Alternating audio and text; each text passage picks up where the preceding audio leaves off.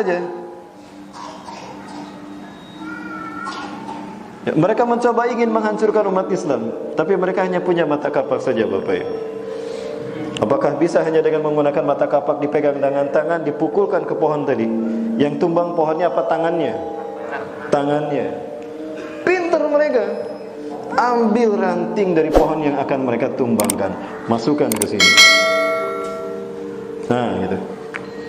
Dipegang ranting tadi, pukulkan. Tumbang tidak? Tumbang. Untuk menghancurkan umat Islam hari ini, ambil orang Islam yang munafik, yang akidahnya bisa dibeli dengan pangkat dan jabatan atau triliunan. Oh kan saya udah nanya tadi, ada yang tersinggung gak nih?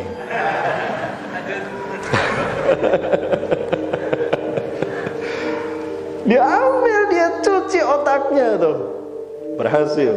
Ulama mau kajian dicegah, dibatalkan, paus disun tangannya. Ngawur kan orang kayak gini. Nih kalau bukan karena orang munafik yang seperti ini, umat Islam tidak akan terhina sampai sekarang. Al-Hafiz Abdullah Azam Syekhul Mujahizin benar-benar mengatakan rahimahullah, andaikan kalian punya 10 peluru, cukup 1 peluru saja yang kalian tembakan pada musuh-musuh kalian, 9 peluru lagi tembakan pada orang-orang munafik yang ada di tengah-tengah kalian. Demi Allah, kalau bukan karena orang munafik, kita tidak akan pernah kalah dalam membela Islam. Betul? Orang-orang munafik yang kayak gini nih, alhamdulillah mereka muncul, sehingga kita tahu kalau nanti jihad terjadi, siapa yang harus kita habisin duluan. Bapak Ibu, ini cara kita mempertahankan izzah dan kehormatan kita. Kalau kita diam saja, habis kita dihina dan injak-injak terus syariat Islam dipermalukan sekarang. Di negara kita, Islam diinjak-injak, kita tidak bisa melakukan apa-apa. Hati-hati, ada kemaksiatan di depan kita, kita diam saja, hancur kita. Inna Allah Azza wa Jalla la yu'adzabul 'ammah bi'amalil khassah. Sesungguhnya Allah yang Maha Perkasa dan Maha Tinggi tidak akan pernah menyiksa satu bangsa hanya karena kezaliman segelintir orang. Lah kalau yang maksiat sedikit orang, segelintir orang, yang mereka yang diazab. Gak mungkin satu kampung, satu bangsa habis diazab Allah. Tidak. Allah tidak zalim. Hatta yarawul munkara baina zuhranaihim, sampai mereka menyaksikan ada mungkar di depan mereka. Sebut saja LGBT. Mungkar kan? Jauh lebih keji daripada zina. Zina masih dibedakan ada muhsan dan ghair muhsan. LGBT tidak dibedakan oleh Allah. Habis mereka diazab. Dan tidak ada azab yang lebih dahsyat ketimbang azab yang Allah berikan pada kaum homoseksual, kaum Nabi Lut alaihissalam. Ada kemaksiatan di depan kita, kita mampu mencegahnya, tapi kita diam saja. Wis biarin tetangga kita, wis menang baik, rame nanti. Wis ayo nang mlebu nang. Gitu ya, Pak. Ada maksiat dibiarkan padahal kita mampu mencegah kemaksiatan tadi. Apa kata Rasulullah? Fa idza fa'alu dzalika, jika mereka diam saja maksiat ada di depan mereka, adzabahullahu khassah wal ammah, maka Allah hancurkan mereka yang maksiat dan hancurkan kaum yang membiarkan maksiat itu terjadi. Apa mau dibiarkan RUU PKS PS ini disahkan? Tolak, betul? Tolak semua undang-undang tadi. Kalau istri aja nggak boleh dianuin, ya ngapain ditikah? Aneh nih.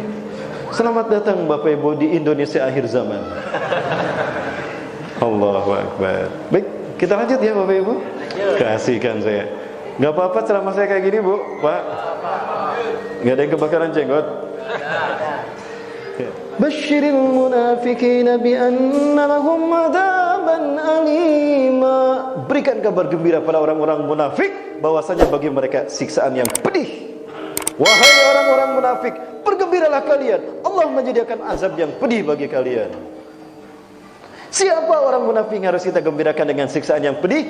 Alladzina yattakhidunal kafirin awliya'a min dunil mu'minin. Yaitu orang-orang yang menjadikan orang kafir sebagai pemimpin selain pada orang beriman, penolong, teman setia, teman kepercayaannya. Sudah jelas kan dalam Al-Quran Bapak Ibu? Dia memutarbalikan hukum dalam Islam. Hati-hati, umat Islam yang mengikutinya celaka. Betul demikian? Nanti kita bahas ayatnya. Allahu Akbar. Inilah hancurnya bangsa kita oleh orang-orang seperti ini. Bapak Ibu rahmati Allah.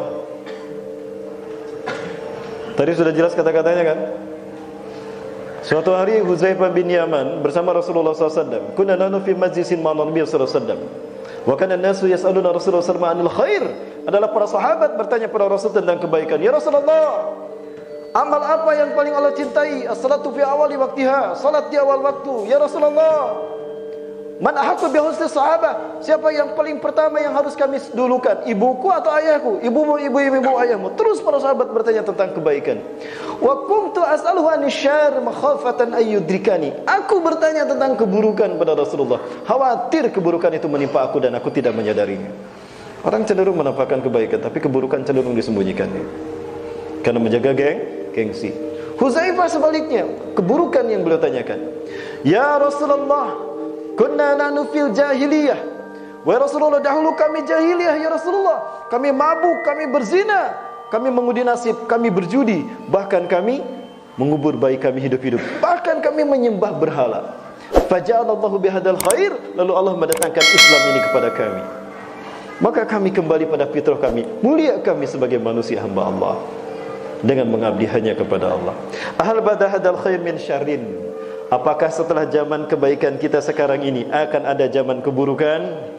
Ada, kata Rasulullah. Bala, ada. Naam. Wa hal ba'da dzalika syarrin min khair? Apakah setelah keburukan pertama tadi akan ada kebaikan yang kedua? Ada. Lakinna fihi dakhanan, tapi di dalamnya ada dakhan. Di dalam masa kebaikan yang kedua setelah keburukan masa pertama. Bapak Ibu, dakhan ya, tahu dakhan Bapak Ibu ya? Asap, kabut yang membuat kita samar membedakan mana laki-laki mana perempuan. Ini laki-laki apa perempuan ya? Namanya lucu. Amil. Ya. Aduh, saya sebut namanya. Mas, diedit ya Mas ya? Baik Bapak Ibu. Nah, wa man dakhanahu ya Rasulullah. Ini cerdasnya Huzaifah. Sebelum paham dia terus bertanya, apa dakhonnya Rasulullah? Qaumun yahduna bi ghairi hadi wa yastanuna bi ghairi sunnati. Satu kaum yang memberikan petunjuk bukan dengan Quran dan memberikan sunnah bukan dengan sunnahku. Tuh lihat, Gus Dur tidak berjenggot, Nurholis Majid tidak berjenggot. Siapa lagi? Ya, itu pun tidak berjenggot. Lah makin panjang jenggotnya makin gojek. Punten ya para bawah punten. Aduh, enggak mungkin saya bilang begitu. Allahu Akbar. Nah, ini orang yang kayak gini Bapak Ibu. Kaum yang menjadi dakhan, yang membuat umat Islam jadi samar melihat agamanya. Jahiliyah jadinya kan umat. Ya. Wa hal ba'da dzalika khairin min syarrin? Apakah setelah kebaikan yang kedua ada lagi keburukan? Ada lagi keburukan. Dan di dalamnya du'atun ala abwabi jahannam, para penyeru-penyeru yang berdiri bukan di pintu surga tapi berdiri di pintu neraka jahannam. Man adzabahum qadzafuhum fiha. Barang siapa yang memenuhi propagandanya, maka dia terjerumus ke dalam neraka bersamanya. Baik Bapak Ibu yang dirahmati Allah.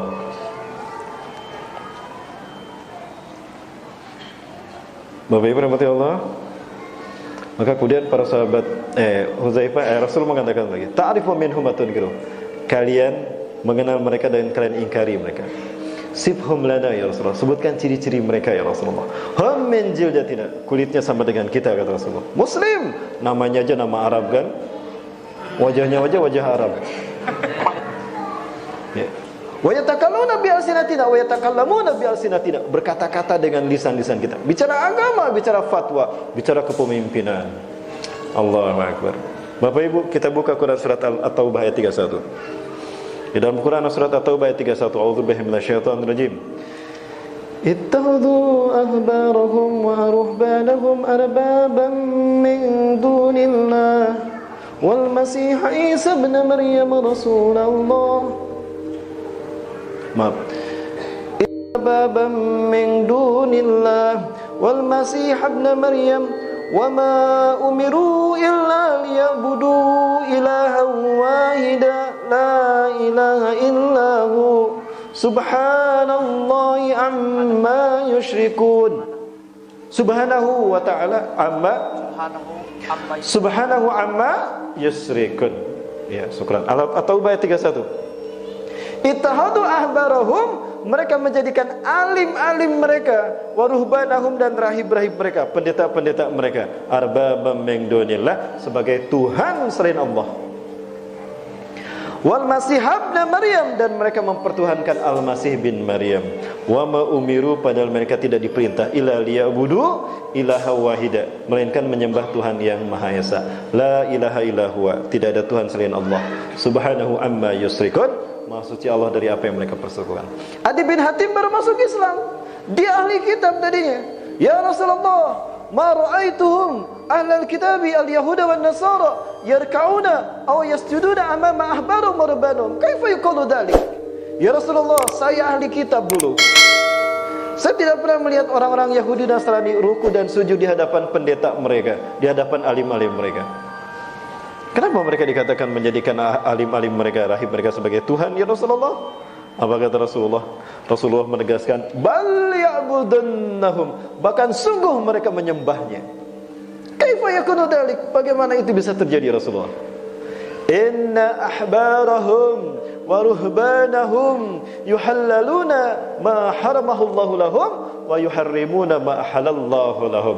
Sesungguhnya alim-alim mereka, pendeta-pendeta mereka, menghalalkan apa yang Allah haramkan dan mengharamkan apa yang Allah mengharamkan apa yang Allah halalkan. Fayattabi'unahum, lalu manusia mengikutinya. Fakadzalika ya'budunahum, maka begitulah cara manusia umat menyembahnya. Artinya apa? Jika hari ini ada orang ngaku kiai, ada orang ngaku ustad, ada orang ngaku ulama, menghalalkan apa yang Allah haramkan dan mengharamkan apa yang Allah halalkan, lalu umat mengikutinya, begitu cara kiai itu disembah. Demi Allah, ini perilaku ahli kitab yang membuat mereka diazab Allah. Bapak Ibu, jujur ya. Mau jujur sama saya Bapak Ibu? Ya, baik, saya tanya dari keyakinan saya. Memilih pemimpin dari orang kafir, halal apa haram? Haram. Ada tidak yang menghalalkannya? Ya. Diikutin tidak? Ya. Nah, begitulah cara ulama itu disembah. Ada kan? Tuh gelarnya Kiai Haji Bapak Ibu. Hilang tauhidnya. Padahal dulu ngingetin kita dengan tauhid. Tapi sekarang pindah ke tetangga sebelah. Karena kekhawatiran saya, anak-anak saya sekolahkan ke udah pesantren aja deh. Apalagi sekolah umum. Ya, orientasinya sudah materialis hedonis hari ini. Punten Bapak Ibu. Bukan saya memfitnah kurikulum pendidikan, tidak, tapi ada pemahaman yang salah yang ditanamkan pada anak-anak kita hari ini. Pokoknya nak yang rajin belajar nak, biar kamu pinter nanti masuk sekolah favorit. Udah pinter masuk universitas favorit, dapat beasiswa, kuliah keluar negeri. Dapat beasiswa S2, S3. Pulang kerja di perusahaan besar, punya mobil mewah, rumah mewah, istri 4. Selesai menikmati masa pensiun. Kapan memperjuangkan Islam dengan agamanya? Udah pensiun baru belajar Quran, belajar Iqra. Ya Allah.